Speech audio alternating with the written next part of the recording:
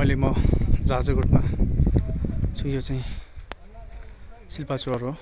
यो चाहिँ बडीकोट नगरपालिका गाउँपालिकाभित्र पर्छ भने यो चाहिँ एकदमै क्षतिग्रस्त छ। यसरी अति नराम्रो तरिकाले ध्वस्त भएको छ होइन। यहाँ चाहिँ मानवीय स्थिति त भएन, तर घरहरू चाहिँ एकदमै नराम्रो कन्डिसनमा तपाईँको भत्किएको छ। बाहिरतिरबाट अलिकति स्ट्यान्डिङ भए तापनि भित्रपट्टि चाहिँ घरहरू प्रायः तपाईँको भत्किएको नि छ होइन। अनि त्यसले गर्दा एकदमै भनौँ न घरको अवस्था यस्तो छ। एकदम पुरानो घरहरू थियो। त्यसै कि सरले पनि हजुर यो चाहिँ उहाँको घर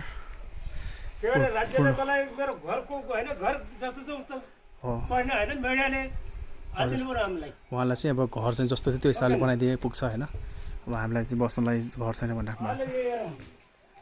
यो घरहरू चाहिँ एकदमै